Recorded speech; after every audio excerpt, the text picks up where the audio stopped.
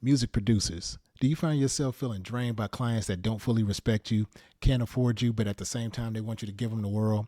Well, stick around because by the end of this video, you know how to surround yourself with only your ideal clients and get back to the joy of feeling energized by your work. All right, so let's talk about it.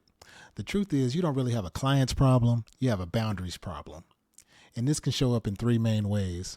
One, not having a clear service structure. Two, not setting clear boundaries, whether that's professional or personal. And three is just dropping your price out of desperation. So when we make these mistakes, the consequences are pretty big and pretty heavy. The biggest one is that we end up unintentionally taking on unpaid work. And that can be in the form of invisible emotional labor or through scope creep. When we talk about scope creep, that's about when a project starts off with one set of expectations, and then as the project goes, the expectations grow and expand, but you're not being compensated for that growth and expansion in expectations. Also, when you make these mistakes, you can end up resenting your clients, damaging personal relationships because of bad boundaries, setting bad precedents because when you lower your value or drop your price because you're desperate, that kind of positions you as a bargain bin option, and it trains your clients to see you as cheap. So this puts you in a position where you have to take on more low paying work out of desperation because you're behind on stuff. You end up overworking yourself, and the cycle just repeats, and it's a trap that you can't get out of. And it's not that we're not smart or that we're deliberately sabotaging our business or trying to attract the wrong clients, but sometimes we're just doing the best that we know. When we don't have a clear service structure, often that's just because we're talented, we're making music, people hear it, and then they seek us out for collaboration and for service before we really have structure in place that protects us. A lot of times we just kind of have not clear boundaries because we don't have a clear service structure in place. And then when we start doing this for money, there's often a little bit of apprehension about charging what we're really worth because we don't want to drive people away. Now, I'm going to break down why these are mistakes and what we can do to correct it. All right, so let's talk about service structure first. This basically means that you set the rules of engagement when clients come to you for your service. For example, how you're going to communicate with your clients is a big one. When you're dealing with multiple people have different ways that they like to communicate. Some want to communicate by phone, some want to do text messages, some want to send emails, some want to send pigeons, some want to send Western Union, and it can just go on and on and on forever, right? But as the producer, as the person that's offering the service, you have to define like what means of communication is most efficient so that you're not going through a new process for every different client and doing all this extra work to manage a bunch of different ways of communicating with people. So you have to be the one to determine like, okay, we can work together, but you got to communicate with me through email. I know you like doing phone, but email is my process. And you have to hold people to that in order to protect your time and energy. So that's just one example, but it goes for all the different ways that you engage and work with people. And again, the reason why we do this, the reason why we have a certain defined service structure is to protect ourselves from unpaid work. When you're chasing down emails or chasing down phone calls, trying to return phone calls, responding to text messages, managing all those different processes, that's still work. The work that we do goes beyond just simply making tracks, putting a keyboard sound on a beat, structuring the bridge and the chorus and the verses. That's part of the work, but so much of the work is all the things that we do outside of the musical part, and that's where we really have to protect ourselves. So having clear service structure goes right along with having clear, strong boundaries when you're dealing with clients. So there's two kinds of boundaries that you really want to protect, like your professional boundaries and your personal boundaries.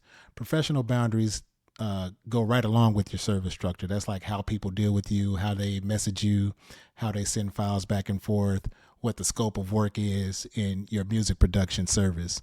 Now, personal boundaries are where it can kind of get a little bit tricky.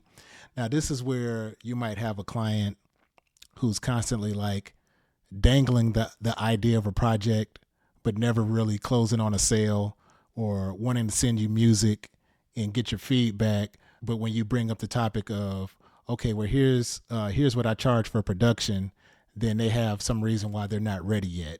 And then there's this back and forth that's draining on your time and energy, but you're actually not getting real work done that you're being compensated for. Or it can even come in the form of when you have gender dynamics when you're dealing with clients. Say like if you're a male, you're dealing with a female client, and because you're working on music and music has this emotional component, the client is seeing the connection over music as something different, and lines start getting blurred because of that. So you got to have like really, really clear and strong personal boundaries when you're dealing with clients too, because all of this can be draining and takes you away from doing paid work and gets you into this weird space of doing emotional labor and reading between the lines of stuff and trying to interpret what a client is saying or what they mean by this or that, or why haven't they closed on this project yet, or why do they keep stalling. All of that is emotional labor, and it's invisible, but you feel the weight of it because there's energy and time and value that you're putting out there that's not coming back to you financially, and you end up feeling worn down and like, man, it feels like I work all the time, but I don't have much to show for it. That's a result of not having strong personal boundaries when you're dealing with clients. So that's very, very important. So let's talk about lowering prices out of desperation or dropping your prices because you just want to get clients. So that feels intuitive because when you're just starting your service and trying to get some structure, it feels like, okay, well, let me just work with people at a low price that I think they can afford because I want to attract people. But the downside of that is that you're training people to see you as a cheap option, or you're training people to expect, say, $5,000 worth of value for $500.